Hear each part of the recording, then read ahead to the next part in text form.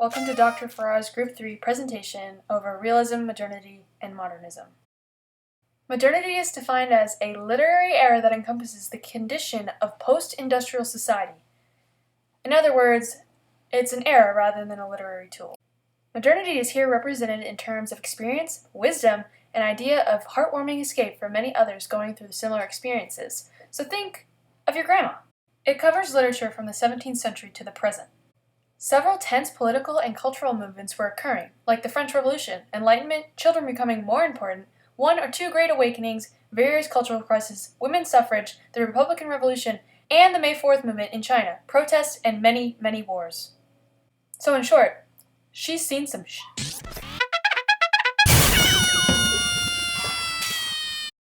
But this era was also an escape for a lot of people.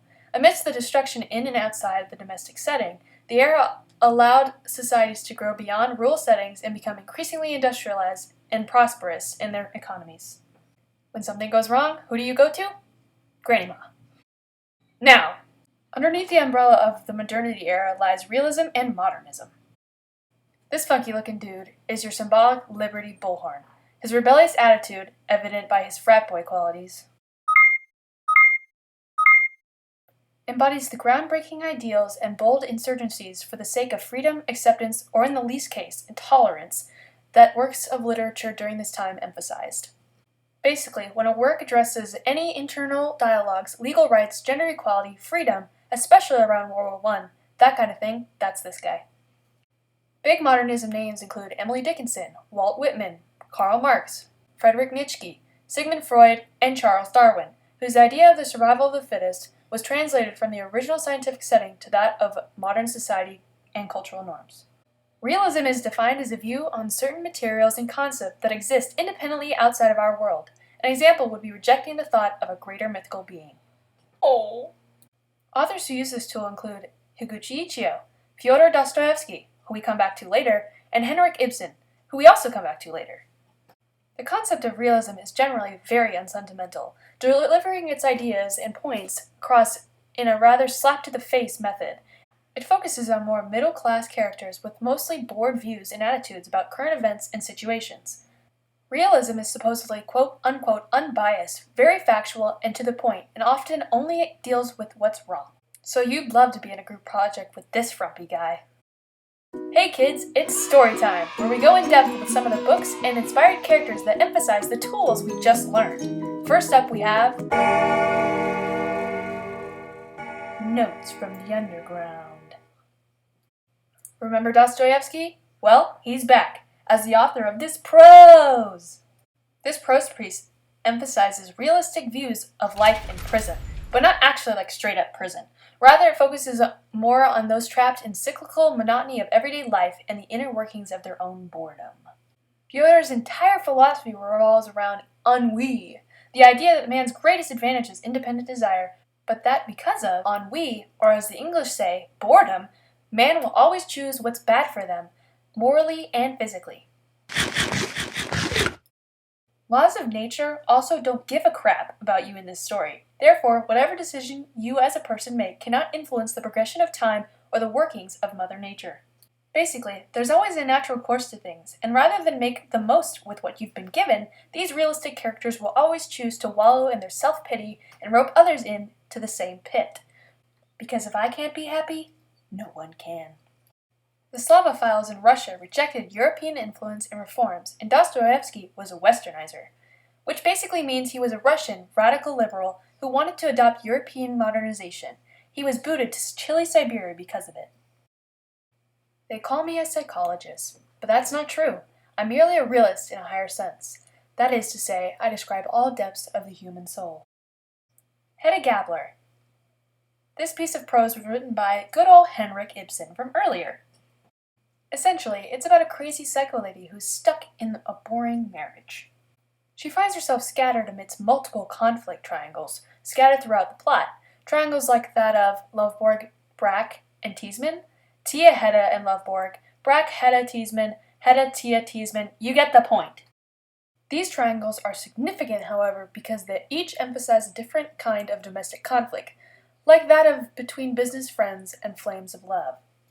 Hedda has her own independent desires, and they are thwarted by money, social rules, and class. She ends up settling for a lower-class simpleton.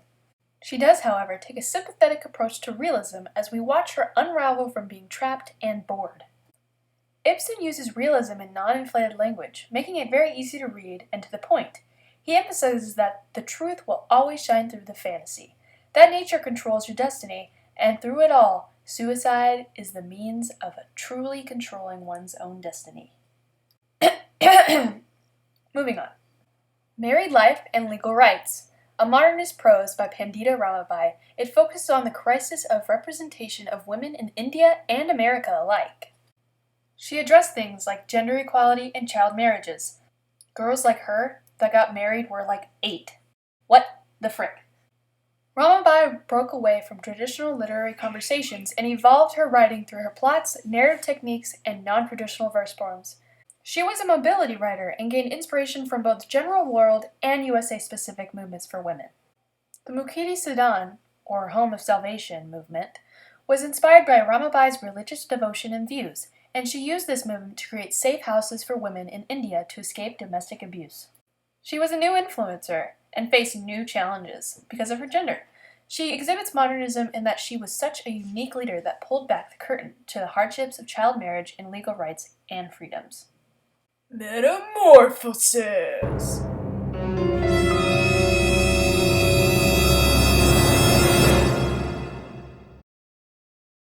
The Metamorphosis, not to be mistaken for Ovid's Metamorphosis, was written by Franz Kafka.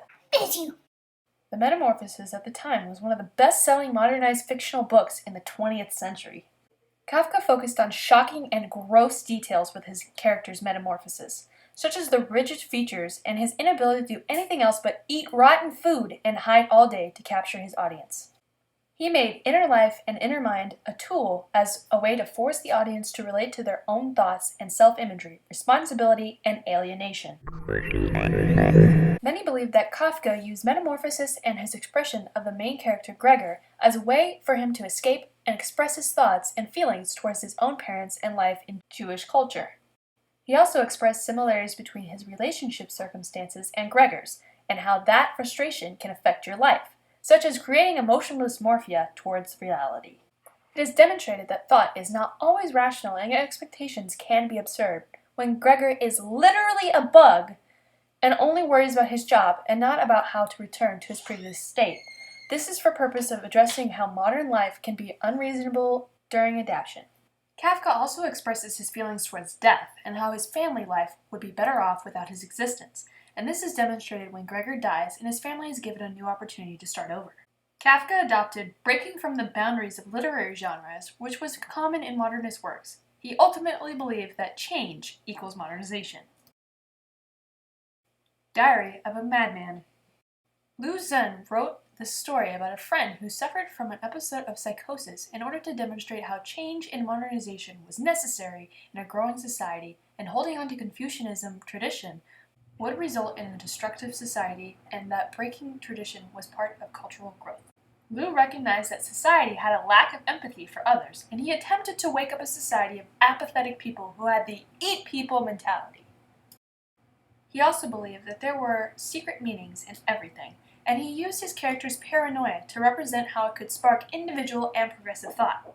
Lu broke from the classical Chinese dialogue so that not only could he make it easier to read, but also showed how breaking tradition can be executed in the simplest ways. He argues for change and wants his audience to save the children and the future generation from a lack of cultural progression. Lu uses an internal dialogue to address how a progressive thinker who wants to break away from a system could question his sanity about submission to tradition, even though it is painfully obvious that the tradition of eating people is wrong. The Wasteland by T.S. Eliot uses a literary technique called fragmentation for the purpose of the poem itself. It's supposed to be confusing and to control chaos. The chaos purposefully uses a loss of meaning as a tool to demonstrate that life has a loss of meaning, and so does passion. Fragmentation is like free verse poetry, where you don't know what's up, down, east, west, and you sure don't know who you are as an individual anymore. He uses a romanticized and neoclassical writing style, but uses reference content that will ultimately make you question your sanity and your life. He ultimately argues that civilization is a desert. We're all just waiting to turn into dust, and that indifference to good and bad things with little to no hope of rebirth are how we should accept the world and our impending doom. It's cruel to offer any hope.